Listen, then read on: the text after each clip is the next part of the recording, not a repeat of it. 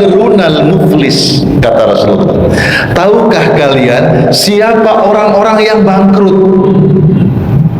Ini yang ditakutkan. Siapa orang-orang yang bangkrut, kata Rasulullah? Orang-orang yang bangkrut itu orang yang usahanya maju, hartanya banyak, lalu terkena musibah, semua hartanya habis, lalu dia jatuh miskin. Itu bangkrutnya urusan kita itu.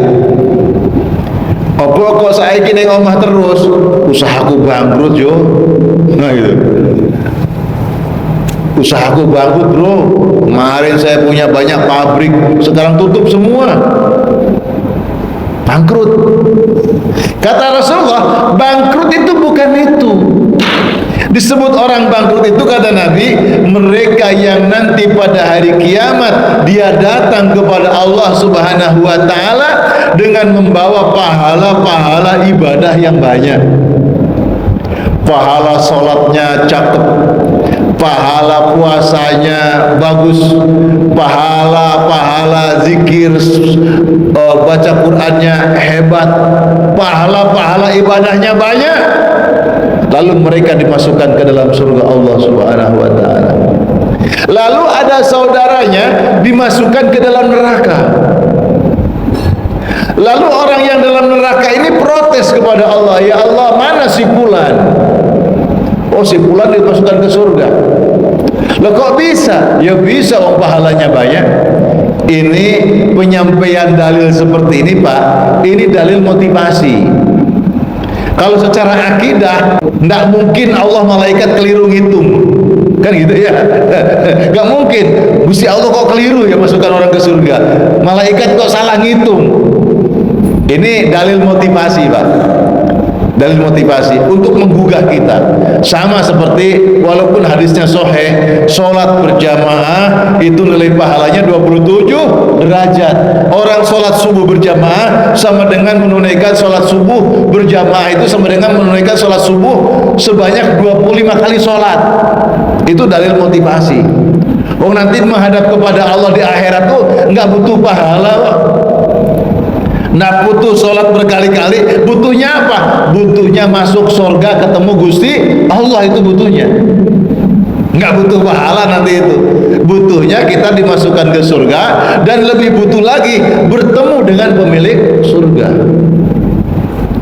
Itu kan wujuhu yawma idzin nadhirah ila rabbiha nadhirah. Mereka berseri-seri wajahnya di surga. Sebab apa? Mereka mendapatkan nikmat yang besar, bisa melihat wajah Allah Subhanahu wa ta'ala. Nikmat yang paling besar itu ketika di surga berjumpa dengan Allah.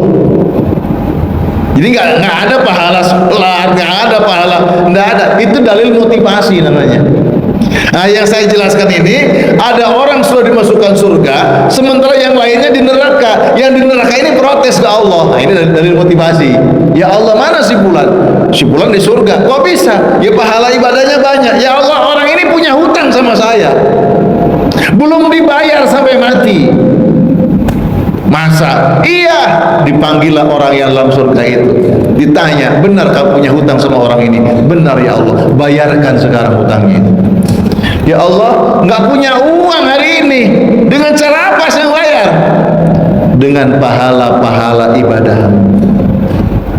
Termasuk hutang itu apa? Orang yang hatinya terluka oleh seseorang, dia telah melukai dengan perkataan yang menyakitkan, dengan perbuatan yang menghinakan, sehingga sakit di hati.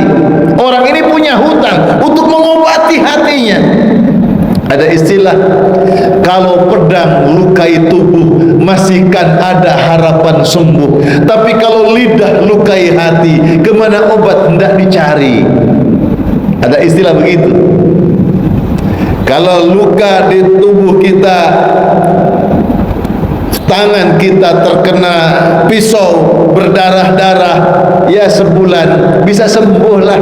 Tapi kalau lidah dengan perkataan, sikap yang melukai hati, susah sembuhnya. Itu harus dibayar. Dengan cara apa bayarnya? engkau datang minta maaf, kau berikan hadiah supaya hati yang terluka bisa terobati dengan kebaikanmu. Kan begitu? Itu sampai terbawa mati.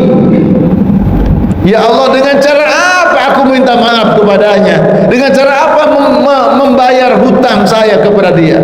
Uang sudah tidak laku, kata maaf sudah habis waktunya. Kata Allah, bayarkan dengan pahala ibadah. Dibayarkan pahala sholatnya belum cukup, pahala baca Qur'annya belum cukup, pahala zikir-zikirnya, pahala kebaikan-kebaikan selama di bulan Ramadan yang banyak itu dibayarkan belum cukup. Orang ini masih menanggung hutang. Lalu bagaimana lagi ya Allah? Pahala-pahala yang banyak sudah habis. Kata orang yang dihutanginya itu, sekarang dosa-dosa yang banyak yang saya pikul ini hendaklah kau ambil, kau pikul. Maka kemudian untuk membayarkan hutang-hutang tadi, dia harus memikul dosa-dosa saudaranya tersebut. Itu disebut orang yang bangkrut. Maka pada hari raya Idul Fitri bahasanya bukan kok minta maaf nunggu hari raya, bukan itu. Itu masalah momentum, saudara-saudara. Masalah momentum. Kita merayakan hari kelahiran itu tidak harus pas hari kelahiran. Untuk berdoa kebaikan untuk diri kita, bukan hanya nunggu hari raya. Doanya setiap hari, minta maafnya setiap hari, tapi kan momentum. Ingat, oh ini hari raya saya, sehingga suami memberikan hadiah kepada istrinya karena momentum ulang tahun. Kan berbuat baik kepada istri bukan nunggu kelahirannya toh, setiap hari kan. Tapi pas momentum kelahirannya kita merayakannya dengan doa, dengan ucapan, itu kan momentum. Di hari raya kita meminta maaf, itu momentum. Kenapa? Ketika kita berdoa, taqabbalallahu minna wa minkum minal aidin wal faizin wal maqbulin, itu doa kepada Allah agar semua amal ibadahnya yang hablum minallah diterima oleh Allah Subhanahu wa taala. Tapi kan hablum minannasnya belum. Supaya pahala-pahala yang kita doa diterima Allah itu tidak mengganjal di hadapan Allah, tidak menjadi orang-orang yang bangkrut, maka dipoles, mohon maaf lahir dan batin, maafkan saya. Itu maksudnya begitu.